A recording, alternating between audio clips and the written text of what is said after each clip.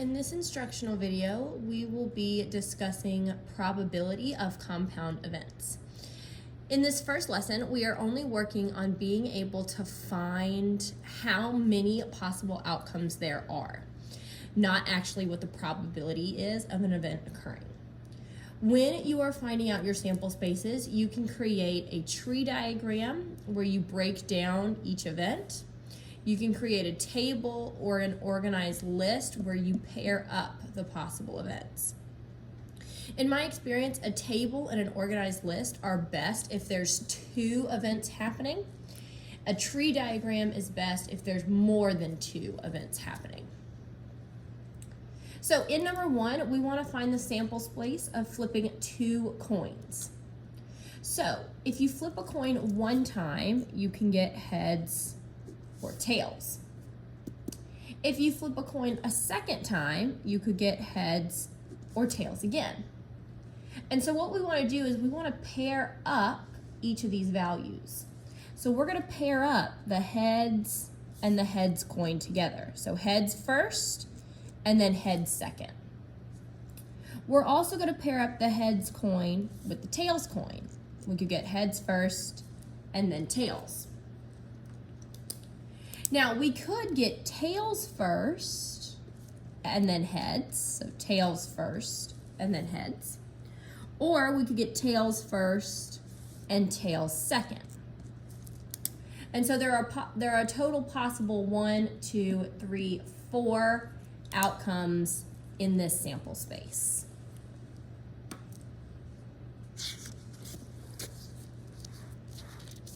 Number 2, find the sample space of spinning the spinner below and flipping a coin. So we have 1, 2, 3, and 4 possible outcomes here.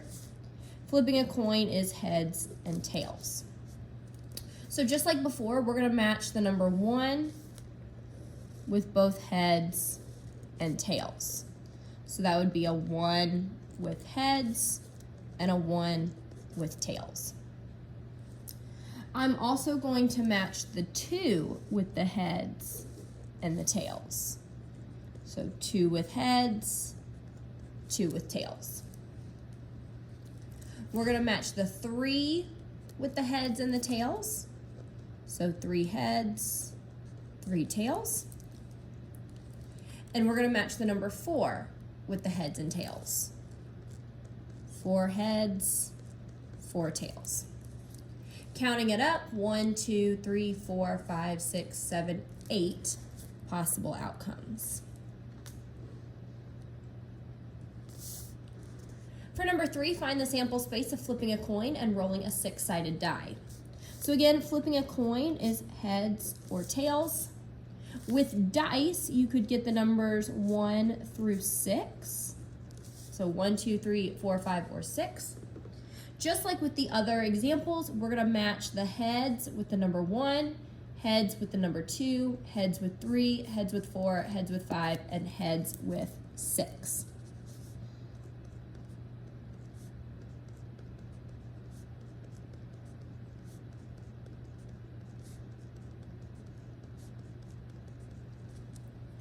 Once we've done all of the head coins with all of the numbers, now we're going to do the tail side of the coin with all of the numbers.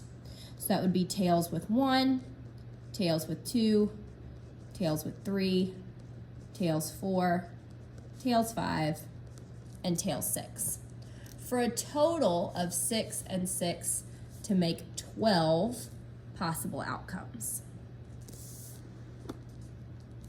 Number 4, find the sample space of spinning the spinner below and rolling a 6-sided die. So here we have A, B, and C on our spinner, and our dice is going to be the numbers 1 through 6. Again, just like with the heads and tails with the dice, we're going to take the letters A, B, and C, matching each of them with the numbers 1 through 6. So A1 all the way matching to A6. We would have B1 matching all the way to B6. And then we would do section C1 all the way matching to C6. And so counting them up, 6, 12, and then 18 possible outcomes. It may seem redundant to list all of them out, but we're gonna need this list later when we solve how to find the actual probability of the event. For number 5, find the sample space of spinning the 2 spinners below. So we have a 1, 2, 3 spinner, and we have an A, B, C, D spinner. So just like the other ones, we're gonna match the number 1 with all the letters, the number 2 with all the letters, and the number 3 with all the letters. So we're gonna say 1A, 1B, and 1C, and 1D. 2A, 2B, 2C, 2D. 3A, 3B, 3C, 3D. So that would be 4, 8, and 12 possible outcomes. Number 6, rolling 2 dice. So that would be the numbers 1 through 6 for the first dice, and the numbers 1 through 6 for the second dice. This is one of the longer events, as you have to go through 6 dice matching with 6 dice. So that would be going the number 1 with the numbers 1 through 6. The number 2 matching with 1 through 6. The number 3 matching with 1 through 6, and so on. So 1, 1, 1, 2, 1, 3, 1, 4, 1, 5, and 1, 6. And then we're gonna move on to dice number 2. 2, 1, 2, 2, 2, 3, 2, 4, 2, 5, and 2, 6. Then moving on to dice number 3. 3, 1, 3, 2, 3, 3, 3, 4, 3, 5, and 3, 6. Moving on to 4, 4, 1, 4, 2, 4, 3, 4, 4, 4, 5, and 4, 6. Moving on to 5, 5, 1, 5, 2, 5, 3, 5, 4, 5, 5, and 5, 6. And then our last one, starting with 6, 6, 1, 6, 2, 6, 3, 6, 4, 6, 5, and 6, 6. Counting them up, 6, 12, 18, 24, 28, and then 36. So there are 36 possible outcomes. For this last one, we are flipping a coin 3 times. So that would be heads and tails. But we have to match it up all together. When doing 3 items, whereas everything else was only 2, when doing 3 items, it's easiest to do a tree diagram. So the first outcome is heads and tails. The second outcome is heads and tails.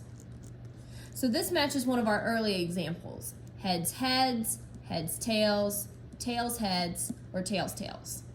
But because we're doing it a 3rd time, we can break it up and do heads and tails again. So we could do heads, heads, and heads, heads, heads, and tails. Heads, tails, heads, heads, tails, tails. Tails, heads, heads, tails, heads, tails. Tails, tails, head, tails, tails, tails. And so that would be a total, counting up the bottom, of 1, 2, 3, 4, 5, 6, 7, 8 possible outcomes.